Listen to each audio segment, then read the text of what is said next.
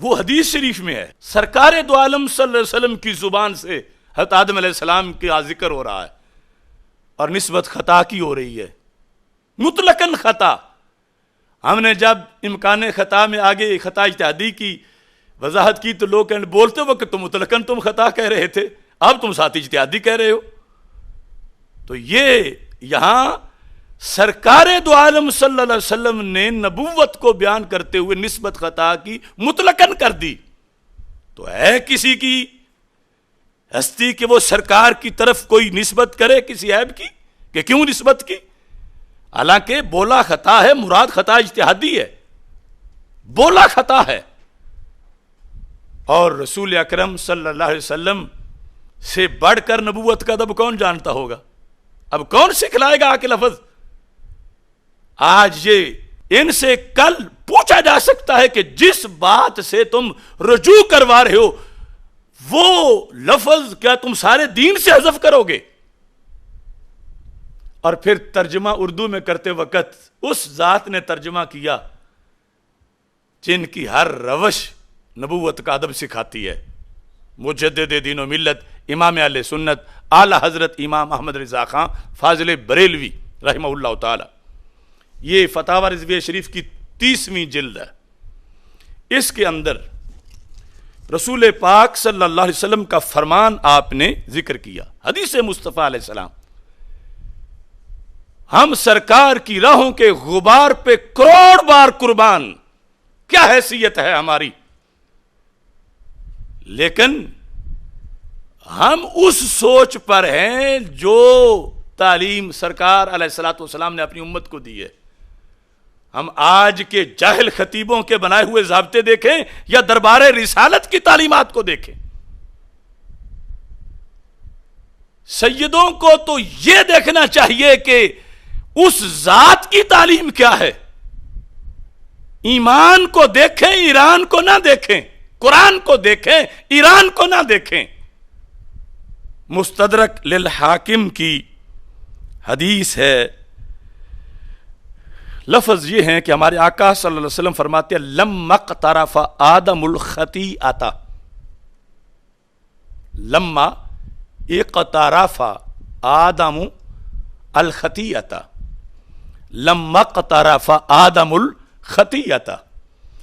اب میں اپنی زبان کا ترجمہ نہیں، میں بریلی کے تاجدار کا لکھا ہوا ترجمہ دکھا رہا ہوں، اور اس طرح میں سینکڑوں دلیلیں سینکڑوں اماموں کی دکھا سکتا ہوں، اور مقصد یہ نہیں کہ سیدہ پاک کی شان گھٹ ثابت کی جائے، مقصد یہ ہے کہ جو اہل سنت میں چھپا ہوا رفض آ رہا ہے اس کا رستہ روکا جائے۔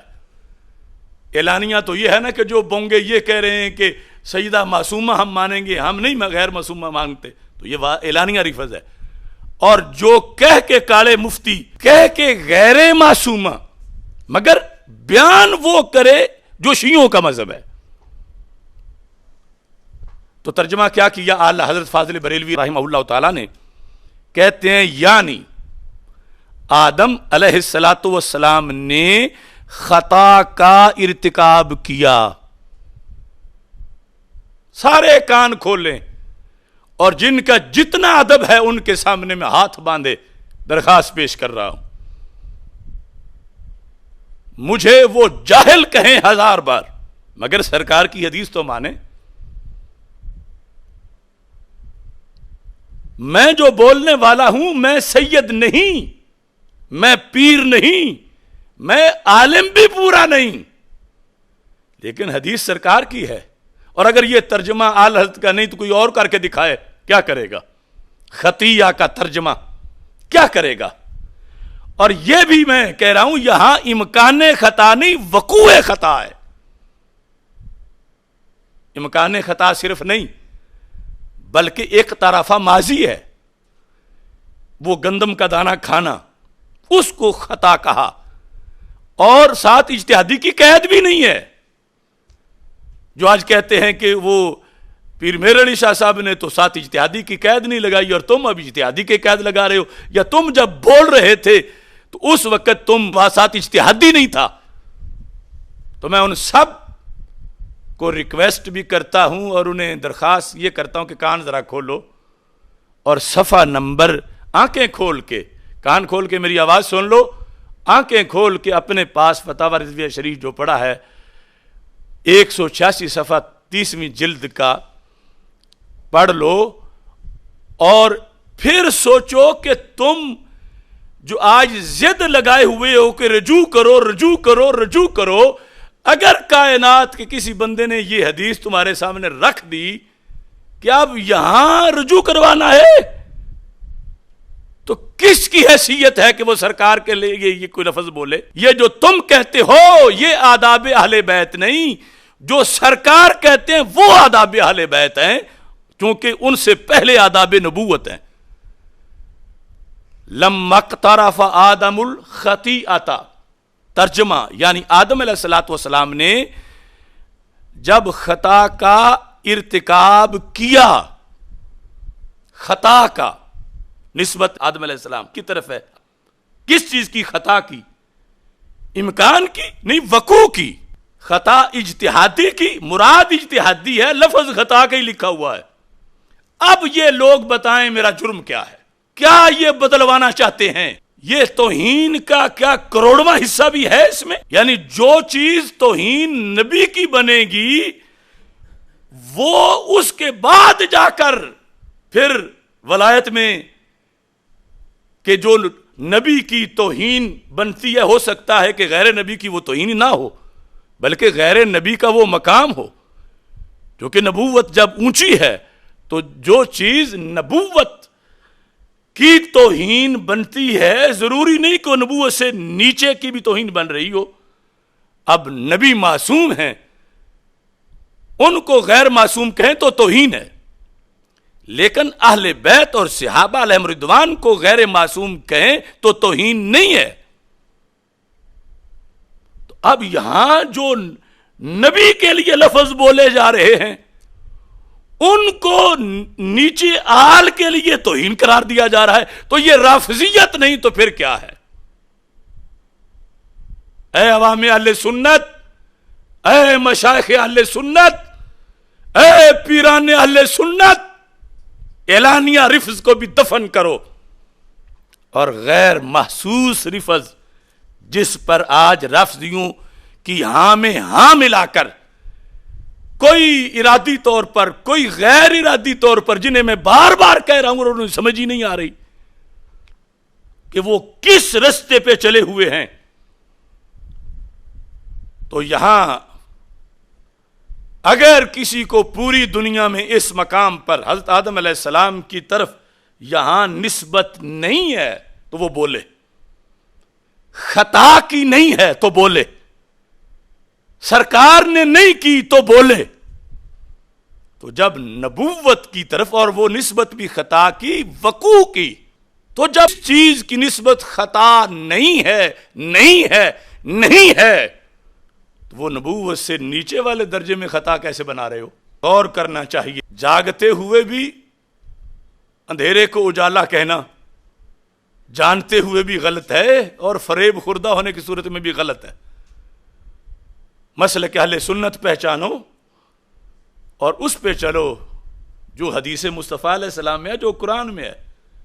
ہماری کیا حیثیت ہے؟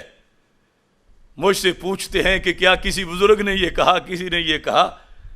میں نے ایک تو یہ کہا کہ اس مرحلے میں ہم خود نہیں جائز سمجھتے، لیکن جو اصول اہل سنت سمجھنا چاہتے ہو تو ان دو حوالوں کے بعد کسی بزرگ کے کہنے کی کیا ضرورت ہے؟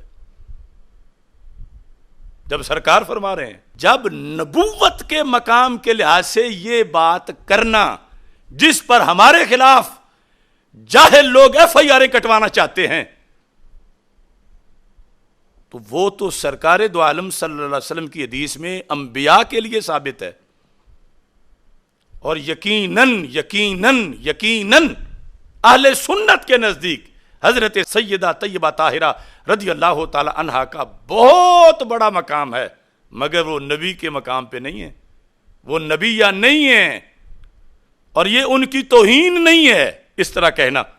تو جب ایک نبی کے لیے ایک چیز کا ثبوت ہوا تو اس پر آ کر، اور ہم نے یہ ضد نہیں کہ ضرور ثبوت کرو، ہم تو کہہ رہے ہیں عمومی طور پر 2 مراحل میں نہ کرو، اور تیسرے میں جہاں پورا قرآن بچانا ہے، ایمان بچانا ہے، وہاں جا کر مشروط طریقے سے جوابی طور پر، اور پھر اس کی جگہ بھی عوام کے لیے اور لفظ پھر دے دیے۔ لیکن اب سوچو تو صحیح نا، آخر دین کے ہر مرحلے پر قیامت تک بحث ہونی ہے۔ آج اگر مجھ سے یہ رجوع کروا لیں گے تو کیا حدیث کو بھی کل غلط ثابت کریں گے معاذ اللہ؟ یا کل ان سے کوئی نہیں پوچھے گا؟ تو میرا تو مسئلہ ہی کوئی نہیں، میں تو قرآن و سنت پہ پیرا دے رہا ہوں، میں تو 14 صدیوں پہ پیرا دے رہا ہوں۔ ان سارے لوگوں سے سوال کرو آج کہ اس حدیث کے بارے میں اب تمہارا کیا خیال ہے؟ کیا سرکار کی ذات کے بارے میں سوچ سکتے ہو اس طرح کا؟ سرکار سے بڑھ کر آداب نبوت کون جانتا ہے؟ بات یہ ہے، ہم کروڑ بار بھی رجوع کریں، اگر بوئے توہین بھی ہوتی تو رجوع کر جاتے، لیکن ہمارے رجوع سے جو دروازہ تم کھولنا چاہتے ہو، تو جو قبروں میں کروڑوں غوث کتب ولی امام لیٹے ہوئے ہیں ان کے لیے کیسے کراؤ؟ کون سا دروازہ یہ کھولنا چاہتے ہیں؟ اس بنیاد پر دعوت فکر ہے، ضد چھوڑیں، یہ نہ دیکھیں کہ ہم سے چھوٹا ہے، یہ نہ دیکھیں کہ غیر سید ہے، یہ نہ دیکھیں کہ اس کی کیا حیثیت ہے۔ ہم خاک در زہرا رضی اللہ تعالی عنہا کے ذروں سے بھی کروڑ ہا درجے کم تر، مگر دین محمد صلی اللہ علیہ وسلم پر پہرا خدا چاہے تو ذروں سے بھی دلوا لے۔